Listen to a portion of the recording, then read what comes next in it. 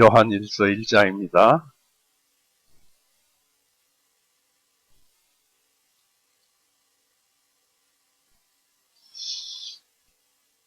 1절에서부터 마지막 절까지 뜻을 생각해 보시면서 읽습니다. 태초부터 계신 생명의 말씀에 관하여는 우리가 들었고 우리가 우리 눈으로 보았고 우리가 주목하였으며 우리 손으로 만진 바라. 이는 그 생명이 나타나심에 우리가 그것을 보았고 이 영원한 생명을 증언하여 너희에게 보이기 때문이니 곧 그 아버지와 함께 계셨다가 우리에게 나타나신 분이시라. 우리가 보고 들은 바를 너희에게 밝히 드러내는 것은 너희도 우리와 함께 교제를 갖게 하려 함이니 참으로 우리의 교제는 아버지와 그분의 아들 예수 그리스도와 함께 하는 것이니라. 우리가 이것들을 너희에게 쓴 것은 너희의 기쁨이 충만하게 하려 함이니라. 그런즉 우리가 그분에게서 듣고 너희에게 밝히 드러낸 소식이 이것이니 곧 하나님은 빛이시니라. 그분께서는 어두움이 전혀 없으시니라. 만일 우리가 하나님과 교제한다고 말하면서 어두움 안에서 행하면 우리가 거짓말을 하고 진리를 행하지 아니하는 것이니라. 그러나 우리가 그분께서 비단에 계신 것 같이 그 비단에서 걸으면 우리가 서로 교제를 갖게 되고 그분의 아들 예수 그리스도의 피가 우리를 모든 죄로부터 깨끗하게 하시느니라. 만일 우리가 우리에게 죄가 없다고 말하는 것은 우리 자신을 속이는 것이요 진리가 우리 속에 있지 아니함이라. 만일 우리가 우리의 죄들을 자백하면 그분께서는 신실하시고 의로우셔서 우리 죄들을 용서하시며 모든 불의로부터 우리를 깨끗하게 하시느니라. 만일 우리가 죄를 짓지 아니하였다고 말하면 우리는 그분을 거짓말하는 분으로 만드는 것이요 또한 그분의 말씀이 우리 속에 있지 아니하니라. 기도하시겠습니다.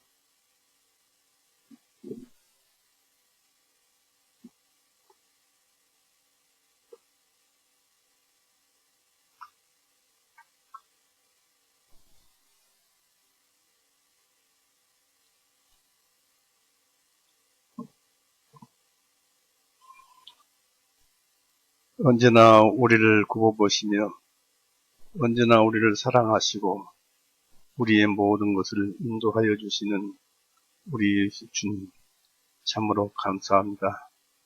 우리 주님의 그 크신 공로가 아니었다면 우리가 어찌 죄에서 벗어나고 어찌 저 천국을 하나님 곁을 바라보리까. 우리는 다만 우리 주님께로 인해서 그것을 바라보며 그것에 가까이 도달되었음도 압니다.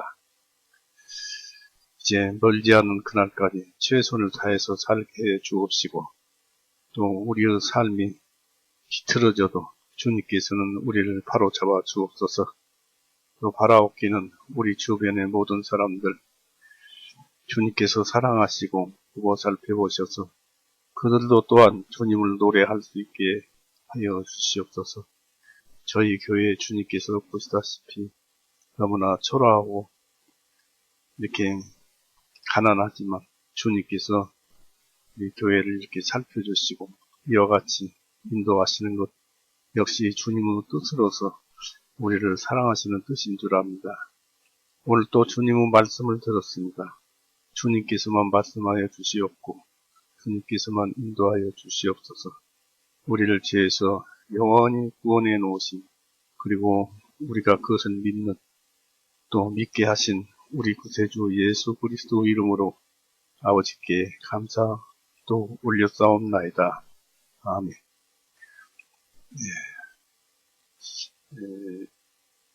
요한일서는 그 전에 언젠가 한 번 말씀을 드린 적이 있습니다.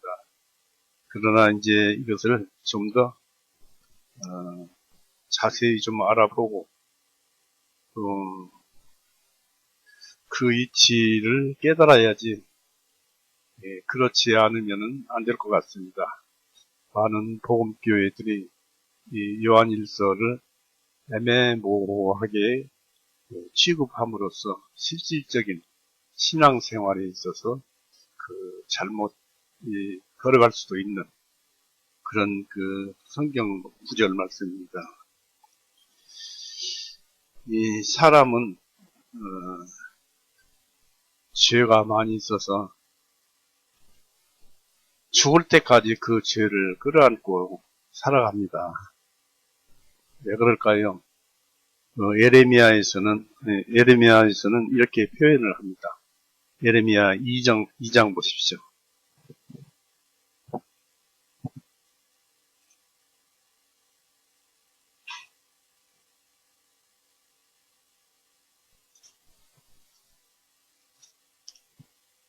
예레미야 2장 22절 보십시오. 이는 내가 너를 아닙니다. 22절.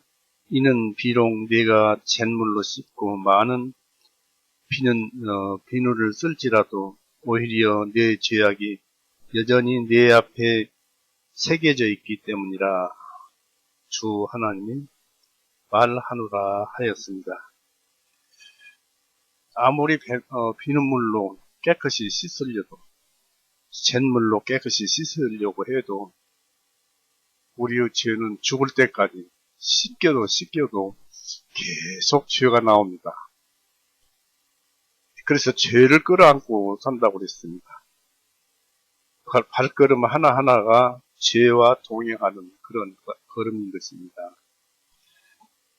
그래서 참 그런 것을 알면은 참 어찌할까 하지만은 이 말씀도 구원을 받아야 이해가 가고 그렇습니다.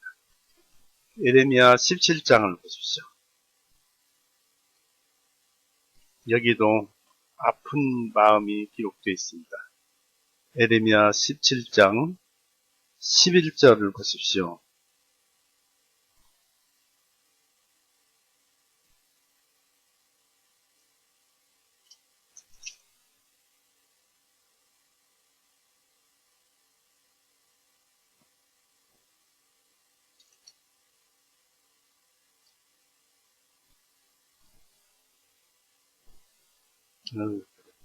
예레미야 18장입니다.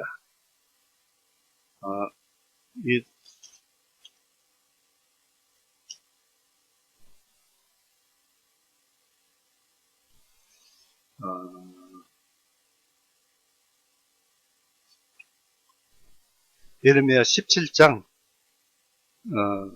9절을 보십시오. 9절. 만물보다 거짓되고 심히 사악한 것은 마음이라 누가 그것을 알 수 있으리요. 나 주는 마음을 살피며 나는 속 중심을 시험하나니 곧 각자에게 자기 행실을 따라서 행위와 명령대로 보응하니라. 여기서 보다시피 자고새가 알을 품어도 그것들을 부화시키지 못하는 것 같이 제사를 바르게 모으지 않으면 그의 날도 중간에 그것들이 떠나겠고 그의 결국은 어리석은 자가 되리라. 모든 것이 이렇게 사람이 심히 사악해서 죄 속에서 나온 그것은 참으로 심히 사악합니다. 그리고 내가 지금 찾지 못해서 그랬습니다만은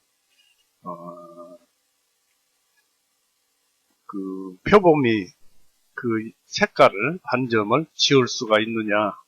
도저히 표범은 그 반점을 지울 수가 없다 하는 것처럼 우리는 죽을 때까지 죄를 지니고 살다가 죽습니다. 그렇기 때문에 반드시 우리는 죄사함을 받아야 합니다. 구원을 받아야 합니다. 그 치료에 대해서는 레위기 17장 11절에 포함된, 그리고 요한일서 1장 7절에서 10절, 2장에서 1절에서 2절 말씀에서 찾아볼 수가 있습니다. 뜻을 살피면 알아봅니다. 그리고 아까 찾지 못했던 것이 이제 9절에 떠오르는데 지나갔지만 에레미야서 13장 23절을 보십시오.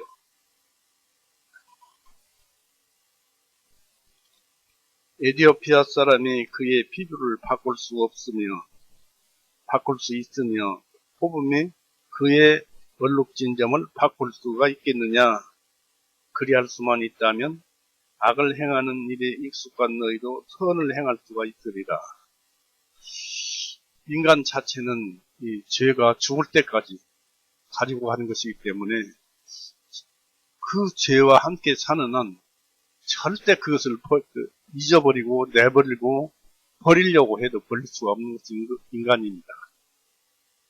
한 걸음 한 걸음 내디딜 때마다 죄와 동행을 하고 생각 하나하나 할 때마다 그 속에서 부글부글 끓는 것이 죄입니다. 혼과 동행을 합니다. 이것을 어떻게 처치할 수도 없고 그 방법을 주님께만 물어볼 수밖에 없습니다. 레위기 17장 한번 보십시오.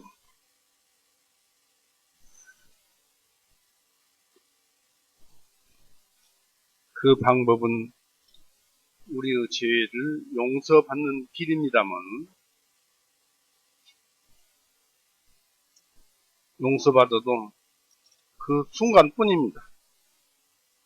그리고 구원은 영원한 구원이지만 죄를 용서받았어도 역시 조금 있으면 죄가 도로 나옵니다.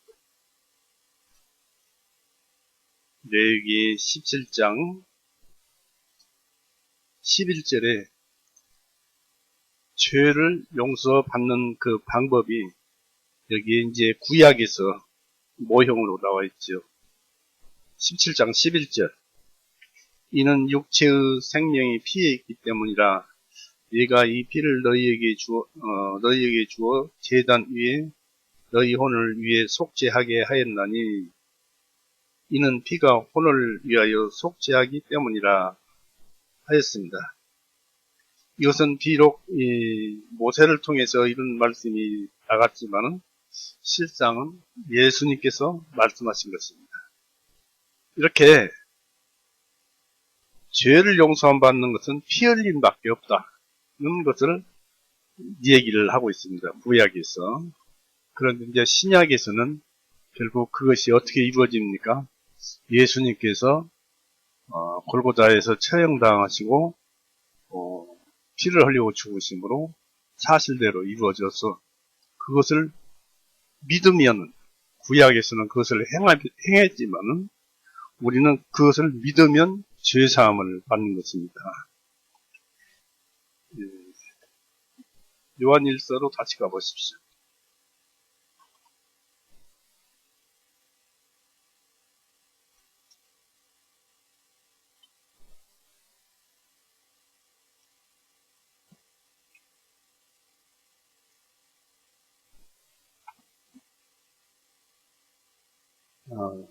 요한일서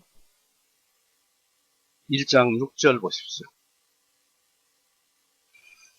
만일 우리가 하나님과 교제한다고 말하면서 어둠 안에서 행하면은 우리가 거짓말을 하고 진리를 행하지 아니하는 것이니라.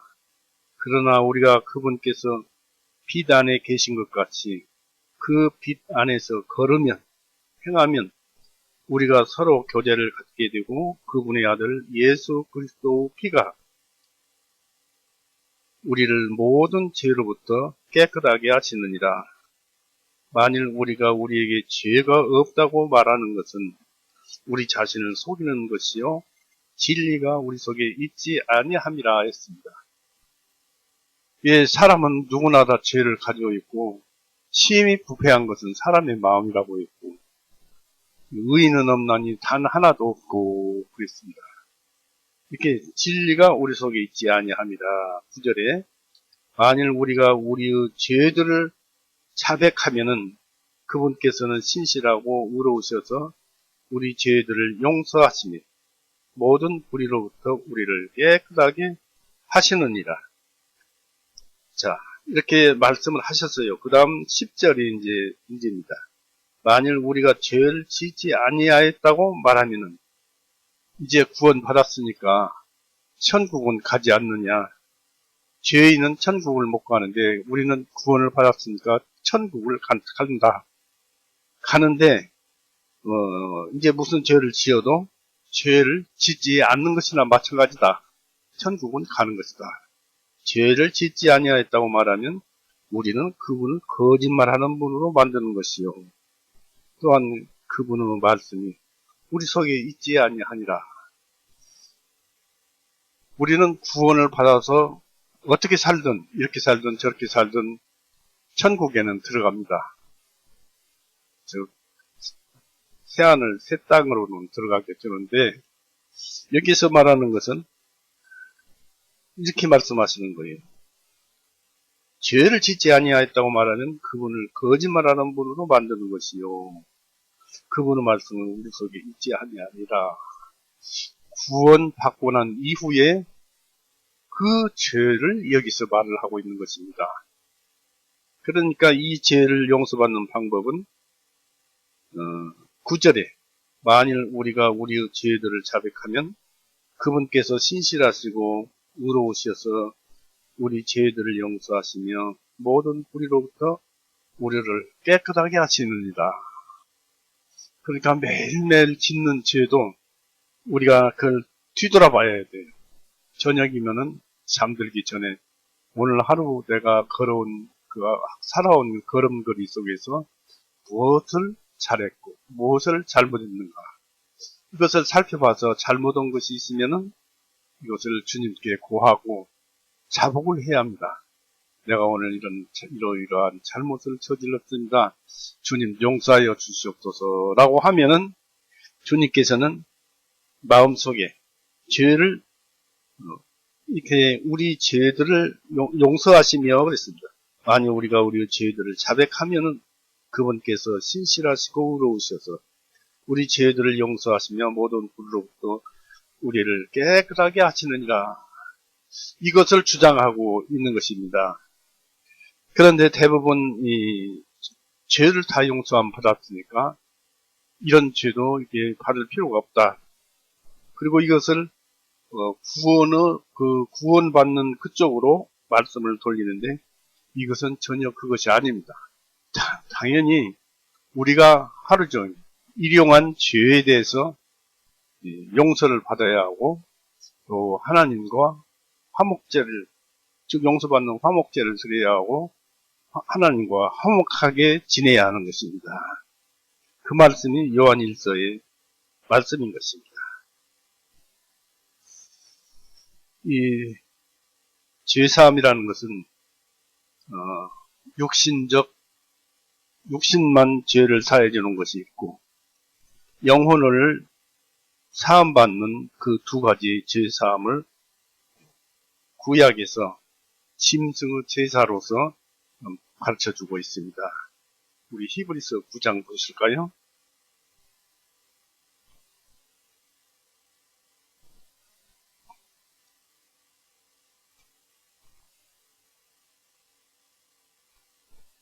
히브리서 9장 22절입니다.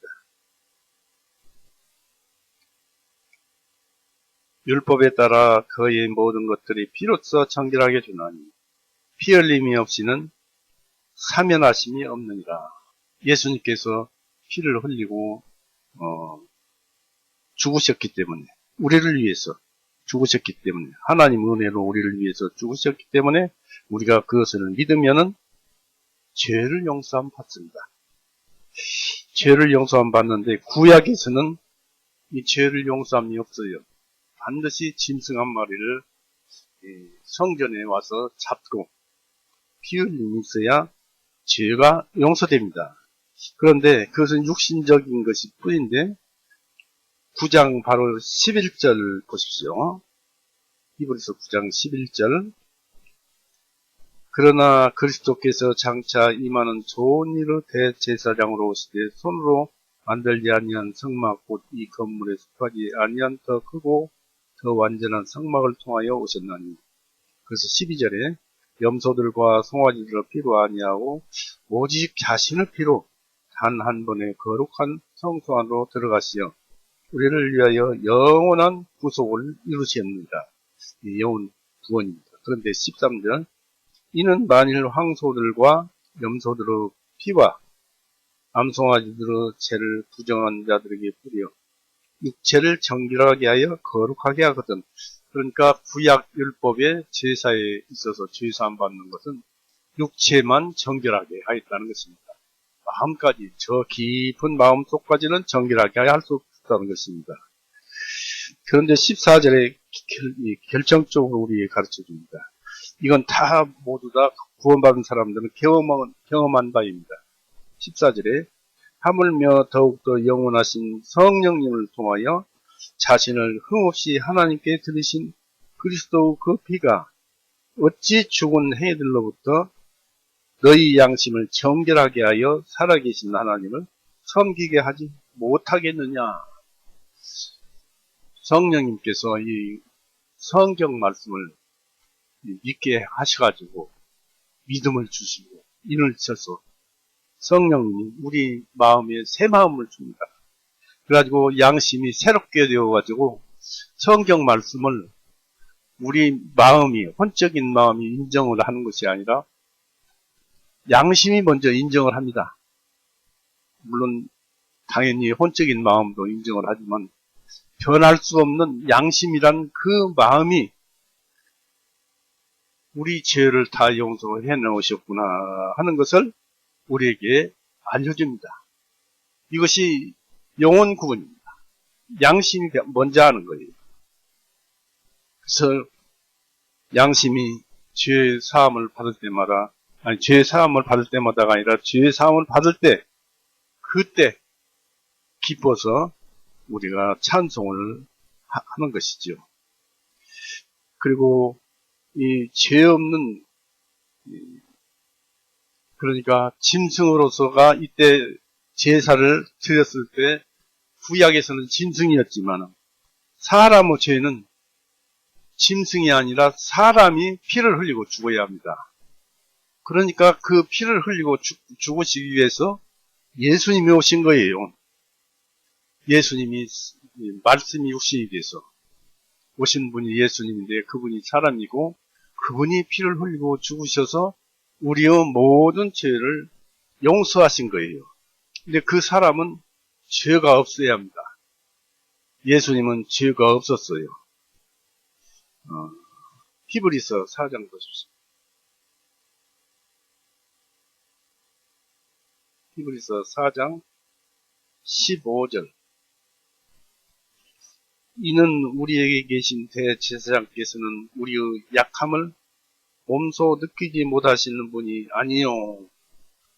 그러니까 예수님은 우리와 같이 배고프고 또 이렇게 피곤하고 아프면 아프다고 하고 그러신 분이 예수님입니다. 그래서 우리의 약함을 몸소 느끼지 못하시는 분이 아니요.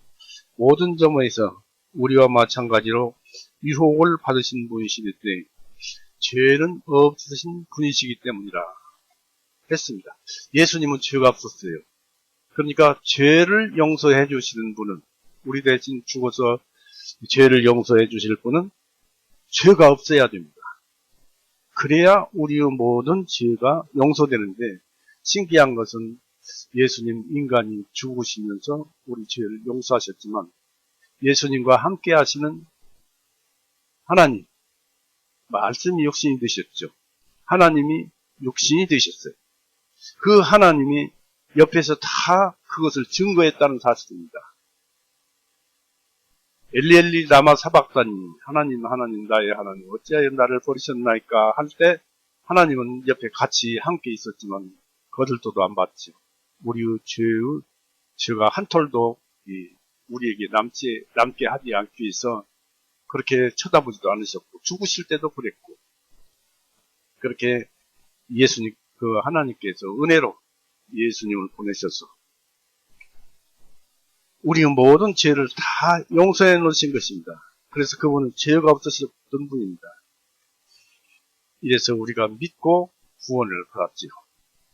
양심이 첫째 깨끗해졌어요. 그리고 양심이 통쾌합니다. 시원합니다. 맑아졌습니다. 누가 그렇게 합니까? 성령님이 우리 안에 들어와서 마음을 깨끗하게 하시고 양심을 깨끗하게 하셔서 어디를 가든지 우리는 죄를 보면 양심이 먼저 살아나서 그 양심이 하나님 말씀과 맞지 않다고 얘기를 해줍니다. 자, 우리가 이런 말씀을 여기까지 해왔습니다만은 신구약의 유사성을 한번 찾아보겠습니다. 히브리서 8장을 보십시오. 사람이 죄를 가지고 있다는 것입니다. 히브리서 8장 10절 12절 구원을 받았지만 죄를 가지고 있더라. 히브리서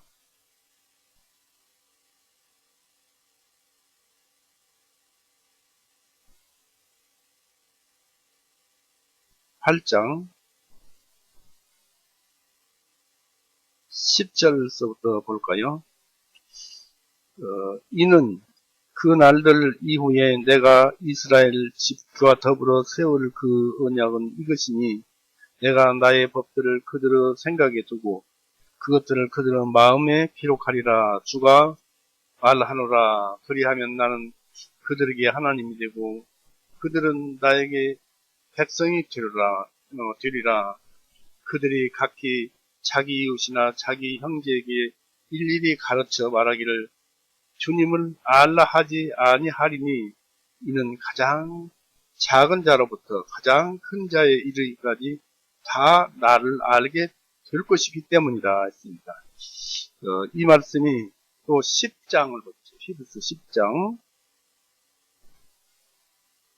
15절 16절 이에 대하여 성령님께서도 우리에게 증언하신 바 이는 그 후에 그분께서 미리 말씀하시기를 그날들 이후에 내가 그들과 세울 언약이 이것이라. 주가 말하노라. 내가 나의 법들을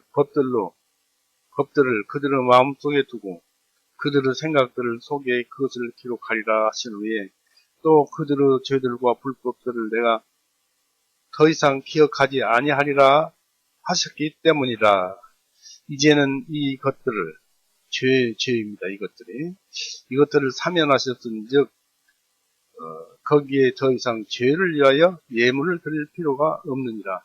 더 이상 구원받기 위해서 구원의 복음, 믿음에 우리가 그 의심을 가질 필요가 없다는 얘기입니다. 자, 우리가 이제 이것을 이제 읽어봤는데 에레미야서 보십시오. 에레미야서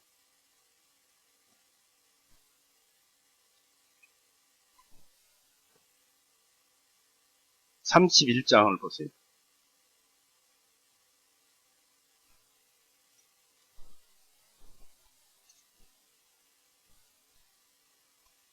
31장 33절에서 34절을 보십시오.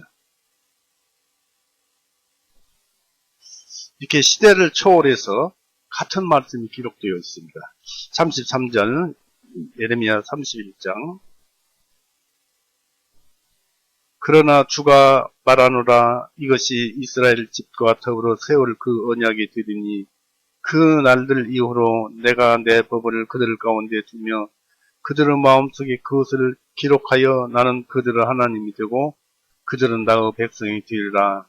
다시는 그들이 각기 자기 이웃을 각기 자기 형제들에게 말하기를 주님을 알라고 가르치지 아니하리니 이는 그들 모두 즉 그들 가운데 가장 작은 자로부터 가장 큰 자에 이르기까지 나를 알기 때문이라. 내가 그들의 죄악을 용서할 것이며 다시는 그들의 죄를 기억하지 아니하니라. 주가 말하노라. 즉 구원을 말을 하고 있습니다. 구약에서도 구원의 말씀을 성령님을 통해서 이렇게 여기다 기록을 해놓게 하실 것입니다.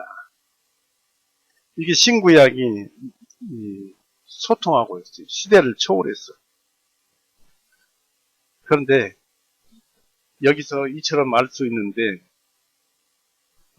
요한일서 1장, 2장도 그런 말씀도 똑같은 말씀입니다. 그러나 이런 말씀을 다시 한번 요한일서 1장, 2장을 다시 한번 보고 찾아보시겠습니다.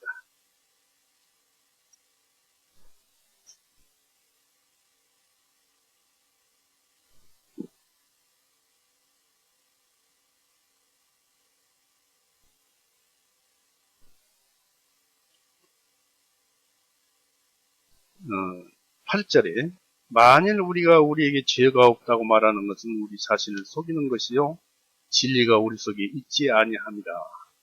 우리가 구원을 받았으니까, 죄로부터 구원을 받았으니까, 또 예수님의 의가, 그로 인해서 예수님의 의가 우리에게 전가가 되어서 우리가 의인이 되었는데, 왜 사도 요한은 우리가 우리에게 죄가 없다고 말하면 우리 자신을 속이는 것이요 진리가 우리 속에 있지 아니함이라 하는 말씀을 하면서, 만일 우리가 우리의 죄들을 자백하면 그분께서 신실하시고 의로우셔서 우리 죄들을 용서하시며 모든 불로부터 우리를 깨끗하게 하시느니라. 자, 이것은 이제 화목제에 비슷한 것입니다만은, 이와 같이 귀중한 말씀을 써놓음으로써 우리가 걸어갈 길을 제시하신 것입니다. 그 2장 한번 보십시오. 2장 3절에서 5절 쭉 한번 볼 수 있습니다. 이러기 위해서 그런 거예요. 만일 우리가 주님의 말씀들을 지키면, 행하면, 말씀들을 머릿속에 기억하면이 아니라 주님의 말씀을 지키면, 행하면 이로써 우리가 그분을 알고 있음을 아는 것이라. 머리로만 알고 지키지 아니하면, 행하지 아니하면 모르는 것이나 마찬가지. 매 한 가지. 4절에 나는 그분을 아노라고 말하면서 주님의 명령들을 지키지 아니하는 자는 거짓말을 하는 자요 진리가 그 속에 없느니라. 그러나 누구든지 주님의 말씀을 지키는 자는 주님의 사랑이 참으로 그 사람 안에서 완성된 것이니 이로써 우리가 그분 안에 있음을 아는 것이니라 했습니다. 그러면서 6절에 주님 안에 거한다고 말하는 자는 주님께서 걸으신 것 같이 자기도 그와 같이 걸어야 하느니라 하고 했습니다. 즉 죄를 짓지 말고 하나님 말씀에 의해서 살라고 하였습니다. 요한일서에. 자, 그럼 여기에서만 이런 말씀이 나왔으면은 사도 요한을 우리가 의심해 볼 필요가 있습니다. 그렇지만은 이것은 신약 시대에 예수님께서 오셔가지고 완전히 죄를 사해 놔서 완전한 죄를 용서하셨음에도 그런 복음을 가지고 있는 우리인데도 불구하고 구약에서도 그 시대를 초월해서 그와 같은 일이 있었다는 것입니다. 시편 32편을 보십시오.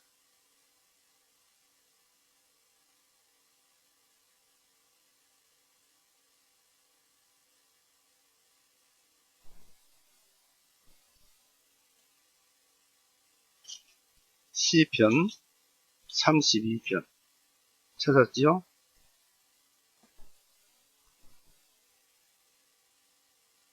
다윗의 시입니다.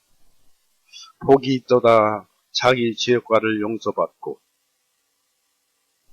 자기 죄를 가리움을 받은 자여 복이 있도다 주님께서 죄과를 인정하지 아니하시고 자기 영안에 간사함이 없는 자여 내가 잠잠할 때에도 온종일 신음하였으나 함으로 내 뼈들이 쇠약하였나이다.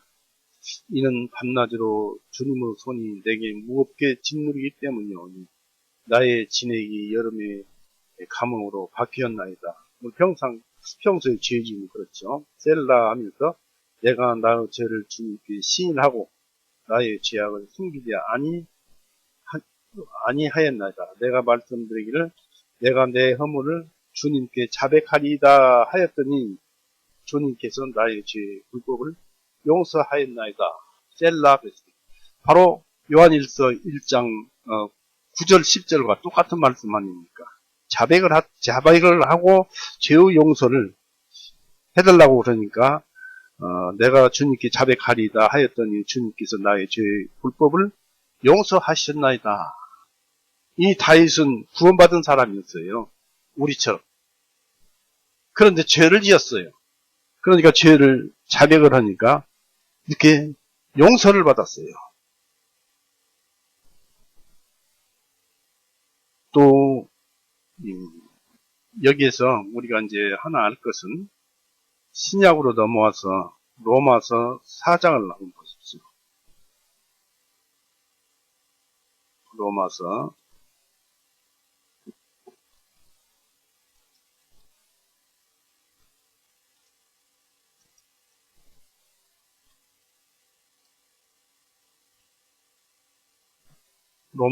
4장 5절 오직 행함이 없어도 오히려 경건치 아니한 자들을 의롭다 하시는 그분을 믿는 자에게는 그의 믿음을 의로 여기시느니라. 이게 중요한 점은 여기시느니랍니다. 우리가 믿었다 하는 것은 그의 믿음이잖아요. 그분을 믿는 자에게는 그의 믿음을 의로 여기셨느니라. 행함들이 없어도 아무리 선한 일을 행한 일이 없어도 하나님께서 의로운 자로 여기시는 사람의 복됨에 관하여 다윗도 말하였으니, 여기서 다윗도 말하였다가 시편 31편 또 51편도 있습니다만은, 말하였으니 말하기를 복되도다 자기의 죄악들을 용서받고 자기의 죄들을 가리움을 받은 자들이여 복되도다 주님께서 죄 없다고 여기실 사람이여. 이게 뭔 뜻이냐면, 우리가 죄를 지었어도 죄가 있지만은 죄 없다고 여겨주신다는 것입니다. 지금 우리가 죄를 지어서 죄가 있지만은 죄 없다는 것입니다. 죄가 없다고 여겨주신다는 것입니다. 이것을 칭의라고 합니다. 그렇게 죄 없다고 불러주신다는 것입니다. 칭의, 부르심. 복되도다 주님께서 죄 없다고 여기실 사람이여 함과 같으니라. 그러면 이러한 몸이, 그런데 이것이 어떻게 해서 우리가 의인이 되었는가? 성령님이 우리 양심이다. 인을 쳐버렸잖아요. 내 죄를 용서했다는 것을 양심이 순수히 믿어버렸잖아요. 여겨주신 걸 믿어버렸어요. 죄 없다고 여겨주시는 것을 우리 양심이 믿어버렸어요. 그래서 믿음을 가지고 구원을 받은 것입니다. 또 5장을 보십시오. 5장에도 로마서 5장 6절부터 보십시오. 이는 우리가 아직 연약하였을 때 그리스도께서 정하신 때가 되어 건건치 아니한 자들을 위하여 죽으셨느니라. 의로운 사람을 위하여 죽으려는 자가 거의 없고 선한 사람을 위하여 용감히 죽고자 하는 자가 있으니와, 우리가 아직 죄인이었을 때 그리스도께서 우리를 위하여 죽으심으로 하나님께서 우리를 향하신 자신의 사랑을 드러내셨느니라. 그러면 이제 하나님의 기로 말미암아 의롭다 하심을 얻었은즉, 우리가 얻었어요. 여김을 받았어요. 우리가 더욱더 주님을 통하여 진노로부터 구원을 받으리니 했습니다. 여기에서도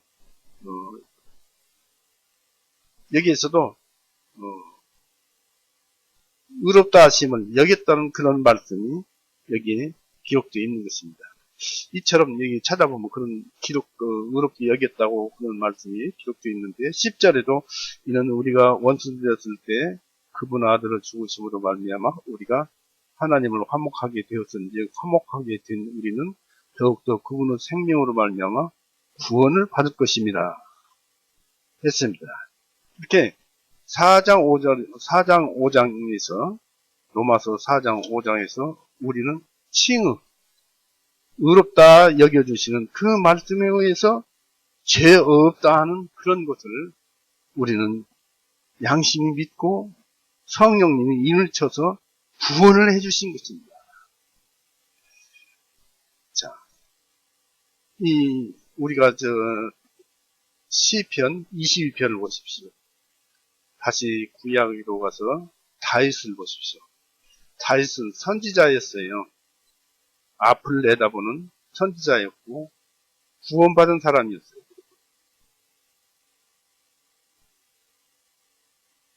시편 22편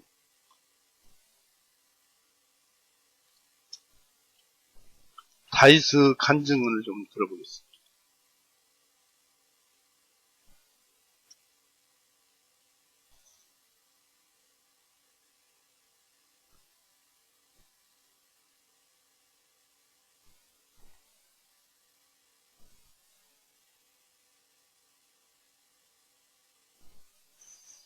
찾으셨죠? 시편 22편 다윗이 지은 시입니다. 1절에 나의 하나님 어찌하여 주님께서 나를 버리셨나이까 어찌하여 나를 멀리하여 돕지 아니하시며 나의 부르짖는 말들을 멀리하시나이까. 예수님께서 골고다에서 나무에 못 박혀서 있을 때 예수님의 그 고통 속에서 나오는 그 말씀들을 이 다윗이 얘기하고 있잖아요. 성령님을 통해서 다윗의 입속에서 나온 것입니다. 그리고 2절에 오 나의 하나님 내가 낮에 부르짖으니 주님께서 듣지 아니하시며 밤에도 내가 잠잠하지 아니하였더니 하시면서 쭉 이렇게 전부 그런 말씀이 쭉 읽어가다가 끝까지 다 있습니다. 전부 예수님은 고난을 얘기하고 있습니다. 15절 보십시오. 나의 기력이 질그조각같이 말라버렸고 내 혀는 이틀에 붙었나이다. 주님께서 나를 죽음의 진토에 두셨나이다. 골고다에 못 박혀서 죽으실 때 그 과정들입니다. 이는 개들이 유대인들이 로마인들이 나를 에워싸고 사악한 자의 무리들이 나를 둘러쌌으며 그들이 내 손과 내 발을 찔렀기 때문이다. 창으로 찔릴 것까지 예언을 했어요. 간증을 한 것입니다. 내가 나의 모든 뼈들을 셀 수 있나이다. 그들이 나를 보며 쳐다보나이다. 그들이 자기들 가운데서 내 겉옷을 나누고 내 속옷을 놓고 제비 뽑나이다. 제비 뽑았잖아요. 예수님 죽으실 때. 그러나 오 주님 오직 주님께서 내게서 멀리하지 마옵소서. 오 나의 힘이시여 속히 나를 도우소서. 칼로부터 나의 혼을 건지시옵소서. 예수님은 그 간증 고백을 다윗의 입을 빌려서 시대를 초월하여 앞서서 얘기를 하고 있습니다. 이와 같이 구원을 받은 다윗도 무지막지한 죄를 지었습니다. 시편 51편을 보고 있습니다.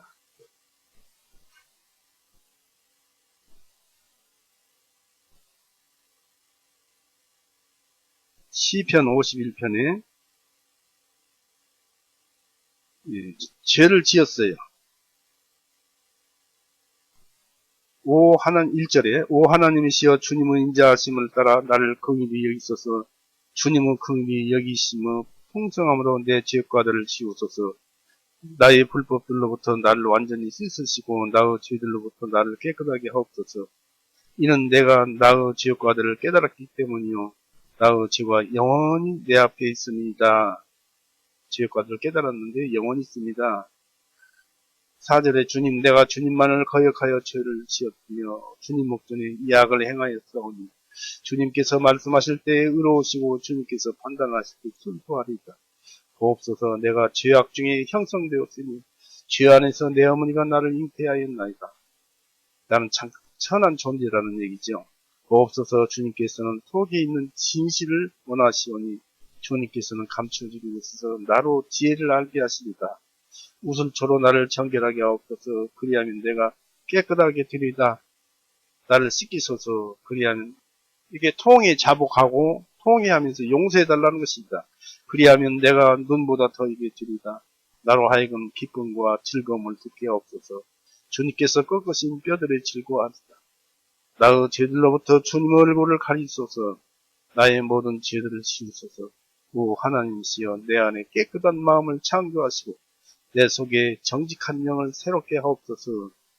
주님의 면전에서 나를 거르지 마옵시고 주님의 거룩한 영을 내게서 거두어가지 마옵소서. 이미 여기에 말씀했잖아요. 주님의 거룩한 영. 다윗에게 주님의 거룩한 영이 있었다는 것입니다. 12절 주님의 구원의 기쁨을 내게 회복시키시고 주님의 자원하는 영으로 나를 붙드소서. 쭉 이렇게 하시면서 14절 보십시오. 오 하나님이시여 피 흘림의 죄들로부터 나를 건져주소서. 주님은 나의 구원의 하나님이시다. 내 혀가 주님의 의를 소리 높여 노래하리다. 이렇게 이 51편에 자기의 죄를 아주 상세히 그리고 자기가 고통받고 있음을 하나님께 말씀드리면서 통해 자복을 하고 있는 것입니다. 그럼 어떤 죄를 지었을까요? 다윗은 무지막지한 죄를 지었어요. 우리가 감히 상상해 볼 수도 없습니다. 사무엘 하를 보십시오.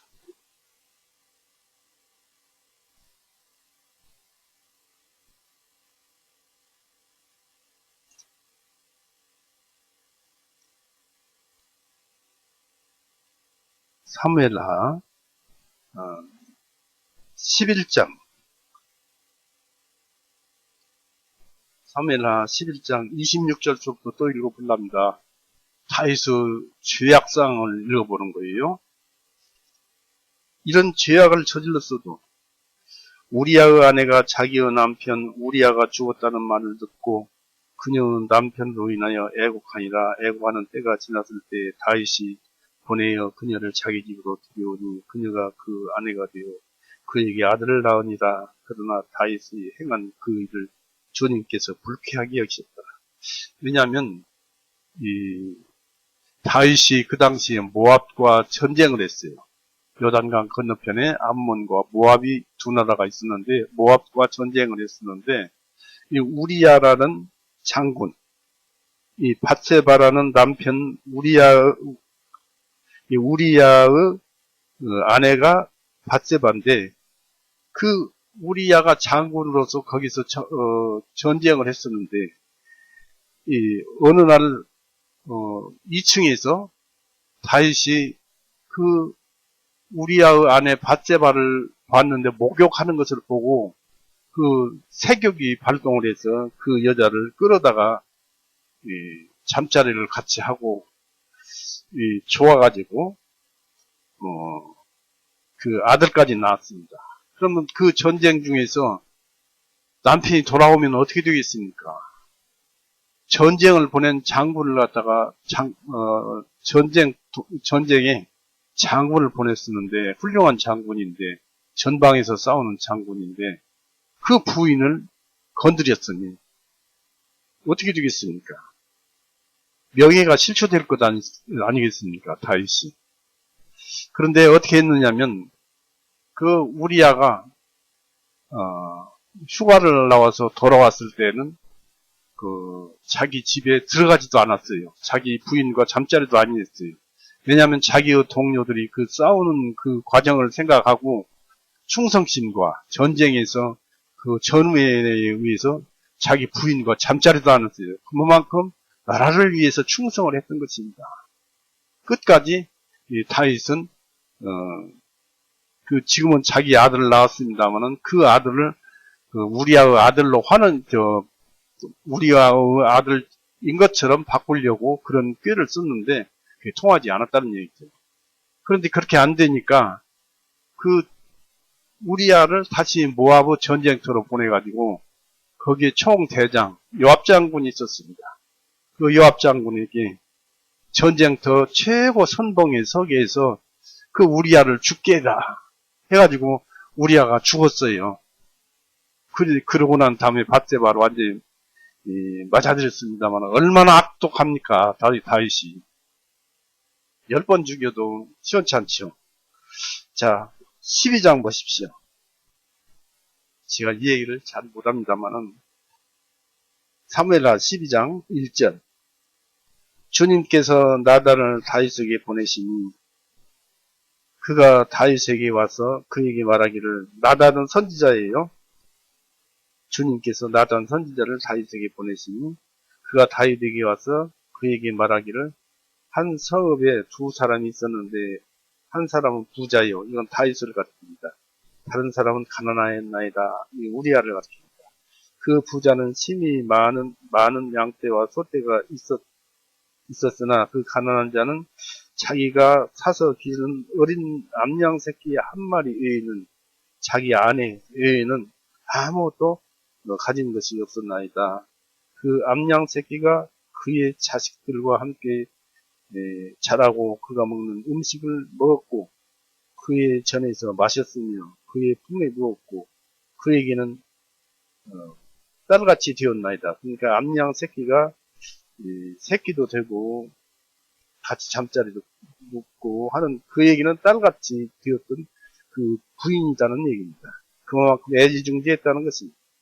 그런데 한 여행자가 그 부자에게 오매 자기에게 찾아온 그 여행자를 위하여 자기 양떼와 소떼는 아껴 요리하지 아니하고 오히려 가난한 자의 어린 양을 요리하여 자기에게 온 그 사람을 위하여 차렸나이다 하니 다윗이 그 부자에 대하여 노여움이 크게 타오르며 나단에게 말하기를 주님께서 살아계시는 한 이 일을 행한 자는 반드시 죽으리라.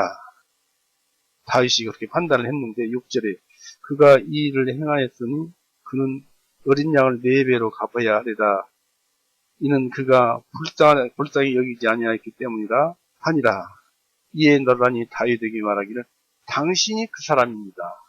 당신이 그런 악독한 사람이다 이것입니다. 이스라엘의 주 하나님께서 이같이 말씀하시기를 내가 너를 이스라엘을 다스리는 왕으로 기름을 붓고 내가 너를 사울의 손에서 건져내어 내가 네 주인의 집을 내게 주고 내 주인의 아내들을 내 품에 주고 이스라엘과 유다의 집을 내게 주었느니라. 만일 그것이 너무 적었다면 내가 이런저런 것들을 내게 더 주었으리라. 그런데도 이렇게 나라에 충성한 장군을 죽이고 아내를 빼앗느냐 이것입니다. 9절 말미에 그의 아내를 빼앗아 내 아내로 삼았도다. 그러면서 이제 칼이 결코 내 집에서 떠나지 아니하리니 이는 내가 나를 멸시하였고 햇사람 우리아의 아내를 빼앗아 내 아내로 삼았기 때문이라고 했습니다. 그렇게 쭉 기록되어서 이렇게 말씀이 나오다가 13절에 이제 비로소 다윗이 고백을 합니다. 13절에 다윗이 나단에게 말하기를 내가 주님을 대적하여 죄를 지었노라 하매 나단이 다윗에게 말하기를 주님께서도 또한 왕의 죄를 치우셨으므로 이럴 수가 있습니까? 죽어야 마땅할 일인데 주님께서도 또한 왕의 나단이 선지자 나단이 하나님 말씀으로 주님께서도 또한 왕의 죄를 치우셨으므로 잘못했다고 고백을 하니까 죄를 용서하고 치워버리는 거예요. 왕이 죽지 아니하리다. 그러나 이 행실로 인하여 왕이 주인 원수들에게 하나님을 모독할 큰 구실을 주었으니 얼마나 모욕적입니까? 자기 장군을 충성하는 장군을 죽이고 부인을 빼앗았습니다. 그 아이는 반드시 죽을다. 거기에서 밧세바에게서 태어난 아이는 죽으리라 해서 결국은 밧세바에서 태어난 아들이 죽었습니다. 그리고 우리가 여기서 눈여겨볼 것은 10절에 이제 칼이 결코 내 집에서 떠나지 아니하리니 이는 내가 나를 멸시하고 햇사람 우리아의 아내를 빼앗아 내 아내를 잡았기 때문이다. 칼이 다윗의 집에서 떠나지 않았어요. 바로 다윗의 아들 셋째 아들인가요? 그 압살롬이라는 사람 아들이 있었습니다. 그 아들이 왕권을 빼앗기 위해서 다윗을 역모를 해서 다윗을 쫓아내어서 멀리 한쪽으로 쫓아내었습니다. 그러다 결국 압살롬은 요압이라는 장군에 의해서 제압당해서 칼 맞아서 죽었습니다마는 그 죄가 어느 때까지 내려오느냐면 솔로몬의 시대까지 내려옵니다. 솔로몬의 시대까지 다윗이 솔로몬에게 왕권을 주었는데 그 아도니아라는 그 아들이 솔로몬에게서 왕권을 빼앗으려다가 오히려 그 아도니아라는 사람이 오히려 죽임을 당했지요. 이와 같이 칼이 떠나지를 않았어요. 다행히 솔로몬 시대에서 이제 그것이 그쳤습니다만은, 이렇게 큰 범죄를 저질렀어요. 감히 상상도 못할 범죄를 저질렀습니다. 그런데 선지성을 가지고 있어요. 예수님을 간증을 하고 또 구원을 받은 자입니다. 다윗이. 근데 죄 용서를 받았어요. 그러나 징계는 따르더라 이것입니다. 우리도 살다 보면은 구원을 받고 살지만 죄를 지으면은 징계가 뒤따라와요. 다윗처럼 자식이 달라들고 자식이 역적으로 변해서 달라들고 많은 그 고난을 당합니다. 징계를 당합니다.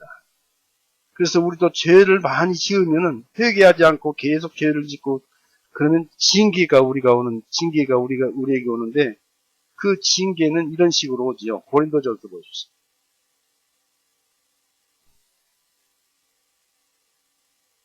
고린도전서 11장을 보세요.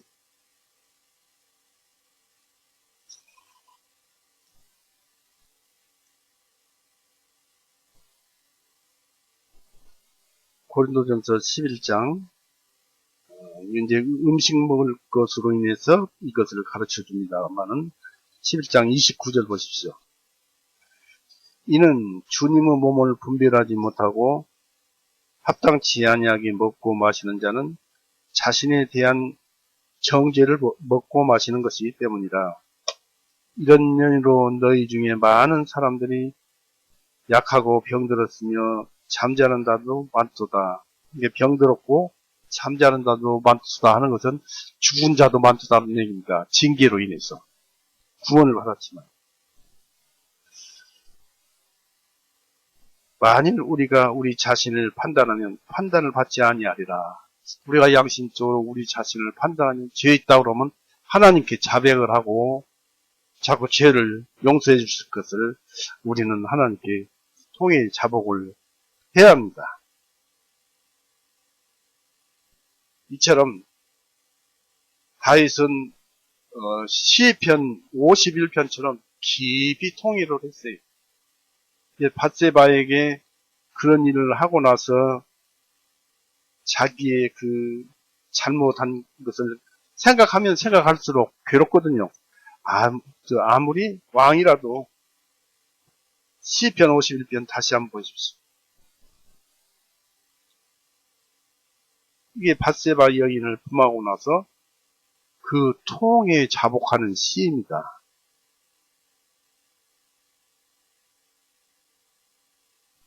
14절 보십시오. 51편 14절. 오 하나님이시여 피 흘리며 죄들로부터 나를 건져주소서. 주님은 나의 구원의 하나님이십니다. 내 혀가 주님을 소리 높여 노래하리다. 하고 또 8절. 나로 하여금 기쁨과 즐거움을 듣게 하옵소서. 주님께서 꺾으신 뼈들이 즐거워하리다. 나의 죄들로부터 주님 얼굴을 가리우소서. 이런 말씀도 있고 또 뭡니까? 2절. 나의 불법으로 나를 완전히 씻으시고 나의 죄로부터 나를 깨끗하게 하옵소서. 이는 내가 나의 죄과들을 깨달았기 때문이요. 나의 죄가 영원히 내 앞에 있습니다. 이렇게 고통스럽고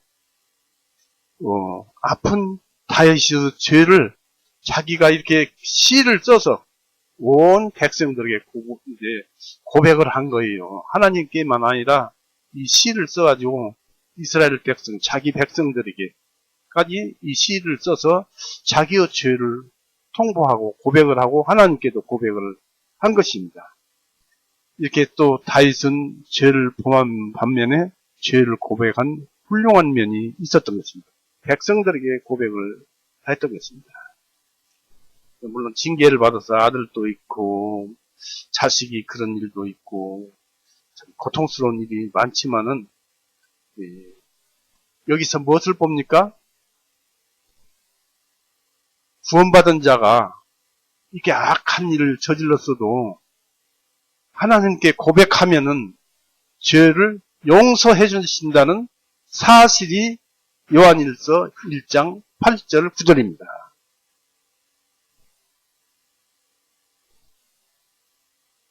다시 한번 보십시오. 요한일서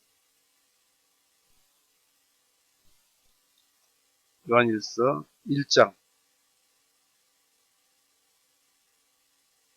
8절에서부터 9절. 만일 우리가 우리에게 죄가 없다고 말하는 것은 우리 자신을 속이는 것이요 진리가 우리 속에 있지 아니함이라. 만일 우리가 우리의 죄를 자백하면 그분께서 신실하시고 의로우셔서 우리의 죄들을 용서하시며 모든 불로부터 우리를 깨끗하게 하시느니라.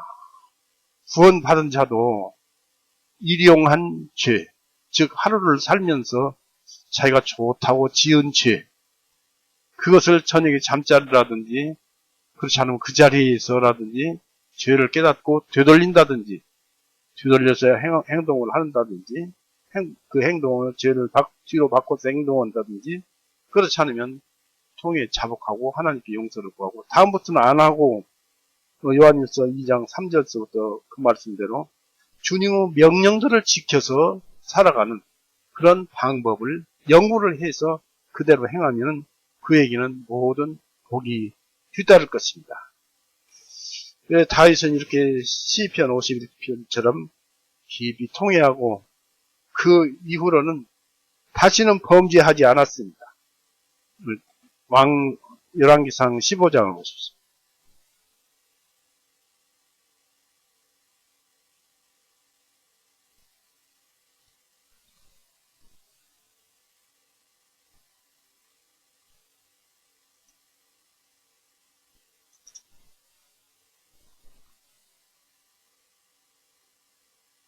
열왕기상 15장 5절 보세요.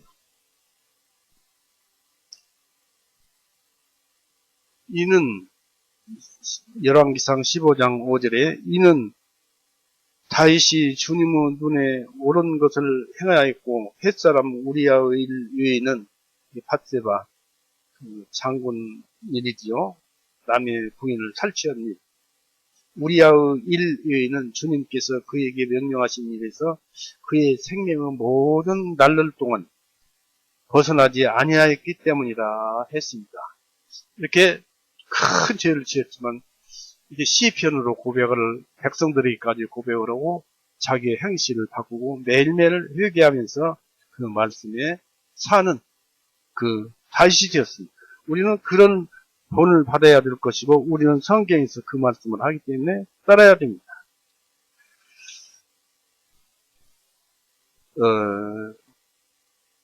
그렇습니다.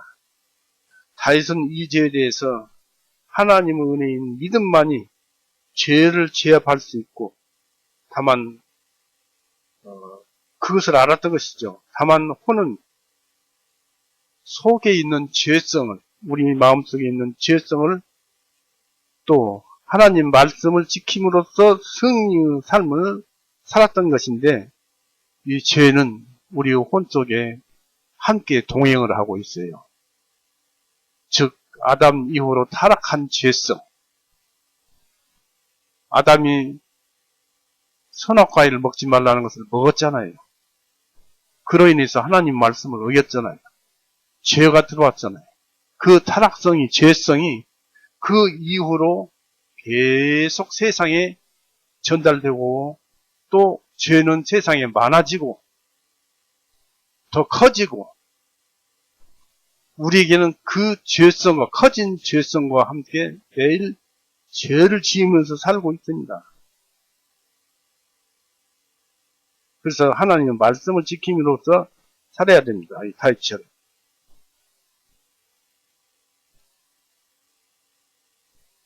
이렇게 요한일서 1장 7절에서 요한일서 2장 2절에 그 말씀이 있는데 요한일서 2장도 보시겠습니다. 요한일서 2장 찾았죠? 나의 어린 자녀들아 내가 이것을 너희에게 쓰는 것은 너희로 하여금 죄를 짓지 아니하게 하려 함이라. 아까 같은 구원은 받았지만 또 죄를 짓는 이 죄를 짓지 아니하게 하려 함이라. 만일 누가 죄를 지어도 우리에게 아버지와 함께 하시는 변호인이 계시니 화해해 주시는 분이 계시니 곧 의로우신 분 예수 그리스도시라 했습니다. 그러니까 이분을 믿고 죄를 짓지 말라는 것입니다. 그러면서 그분은 우리의 죄들을 위한 화해의 예물이시니 하나님과 화해를 해주시는 분이에요. 그래서 하루하루를 평안하게 양심에 거리낌 없이 살게 해주시는 분입니다. 온 세상의 죄들도 이하십니다. 만약 우리가 주님 명령들을 지키면 이로써 우리가 그분을 알고 있음을 아는 것이 옳습니다만은 우리가 여기서 매일 죄를 짓는 것은 하나님께 용서를 우리가 통해 자복을 하고 용서를 받으면 그날 그 양심이 편안해질 것입니다. 또 하나님과 화목해져서 하나님께 즐거운 기도를 올리게 될 것입니다. 이것을 여기서 말을 하고 있는데요. 이런 것이 많아요, 성경이. 시 32편, 50편처럼 구원받은 자는 반드시 통해자복으로 그 일용한 죄들을 용서받고 하나님과 화목을 하라고 합니다. 이 근거는 어디에 있을까요? 이사야 53장을 보십시오.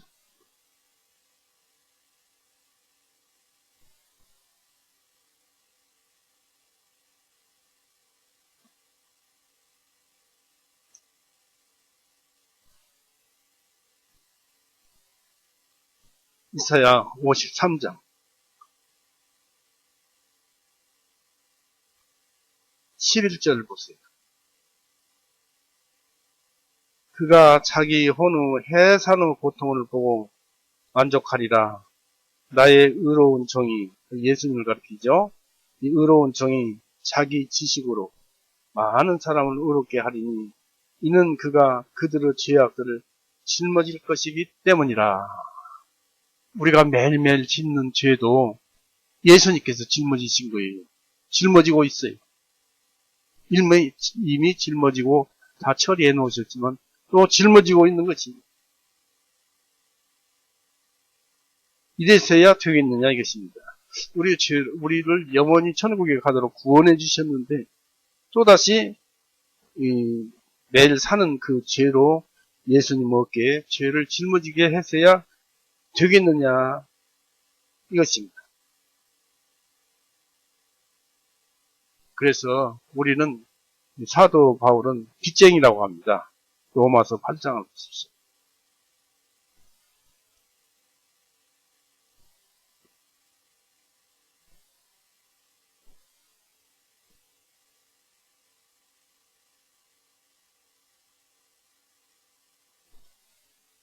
로마서 8장 11절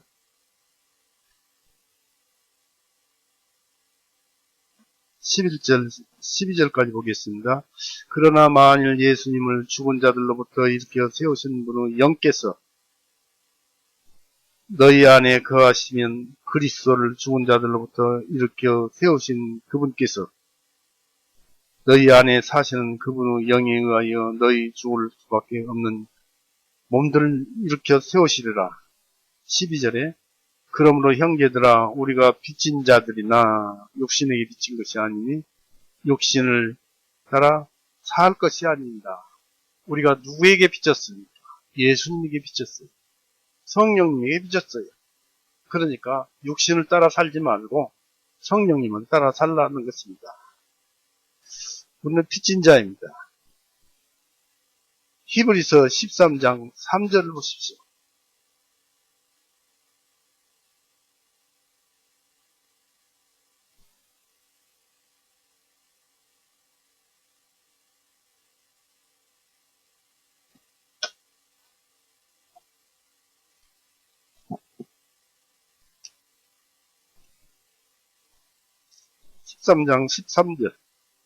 히브리서 13장 13절 그러므로 우리도 그분의 치욕을 짊어지고 진영밖에 계신 그분에게로 나아가자. 이것이 그분의 짐을 덜어드리는 것입니다. 하나님 말씀을 지키고 살아가는 것이 예수님 어깨에 짐을 내려서 덜어드리는 것인데 오히려 죄를 짓고 살면 예수님 어깨에 짐을 더 올려놓는 그런 것입니다. 그래서 그분의 치욕을 짊어지고 했는데 그분의 치욕은 세상을 서로 사랑하는 일입니다. 예수님께서 이 골고다에 가실 때 그 사랑을 주시기 위해서 우리를 의롭게 하시기 위해서 모든 죄를 도맡아 가져가시기 위해서 치욕을 받으셨잖아요. 그로 인해서 우리가 나음을 입었잖아요. 그래서 우리도 이와 같이 하루하루 살면서 요한일서 1장 7절에서 8절, 9절, 10절을 보면서 우리가 매일 살면서 죄를 지으면 이것을 용서를 받아야 할 것입니다. 자백을 하고 용서를 받아야 할 것입니다. 그래야 마음이 깨끗하고 하루를 보낼 때 시원하고 개운하고 또 양심이 웃을 것입니다. 그리고 하나님께 대한 기쁨의 화목제의 기도가 저절로 나올 것입니다. 우리는 그런 삶을 살아가야겠습니다. 오늘은 이렇게 해서 마칠까 합니다. 한 번만 더 읽어보고 마치겠습니다. 요한일서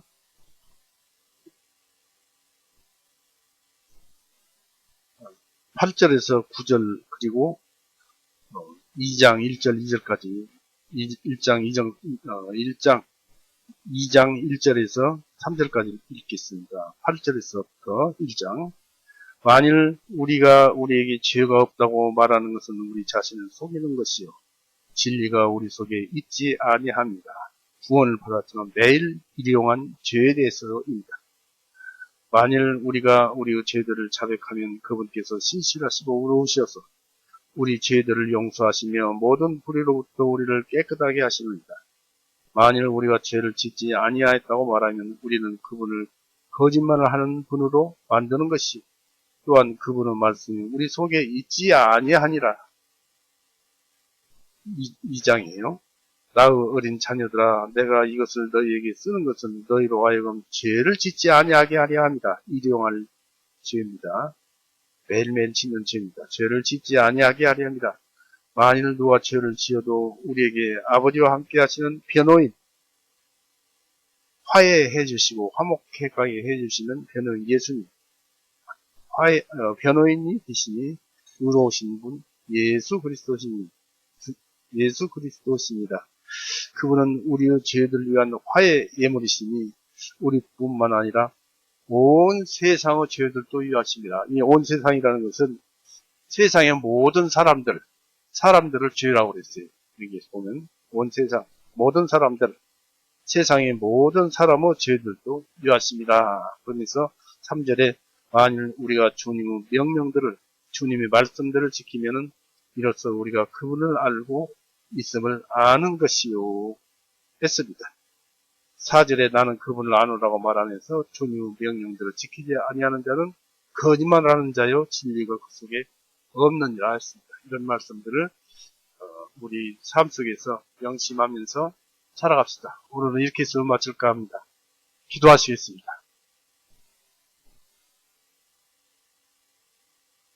사랑이 많으신 하나님 아버지, 오늘 또 주님의 그 웅장하고 거대한 말씀 속에서 주님의 사랑이 얼마나 깊고 큰가를 배우고 알았습니다. 이제 우리의 삶 속에서는 죄가 솟구치는 것처럼 솟구치지만 주님의 말씀이 그것들을 억눌러 주시고 올바로 살아가게 해주실 것을 주님께서 우리에게 알려주셨고 또 그렇게 살라고 말씀하십니다. 우리로 하여금 하루하루를 경계하면서 죄를 경계하면서 살게 해주셨고 또 주님께 찬송을 올리는 그런 시간들을 가질 수 있게 해주시옵소서. 또 다른 것을 바라옵기는 주님께서 모든 것을 하시겠지요. 하지만 바라옵기는 우리 주변의 모든 사람들 주님께서 사랑하여 주시옵고 그 마음 아픈 마음을 더듬어서 살펴주셔서 주님의 은혜로 즐거움과 기쁨을 주시옵소서. 언제나 우리를 죄에서 구원하시고 또 살면서 지은 죄까지도 용서해 주시는 우리 구세주 예수 그리스도 이름으로 참으로 감사하며 하나님 아버지께 기도 올렸사옵나이다. 아멘. 마치겠습니다.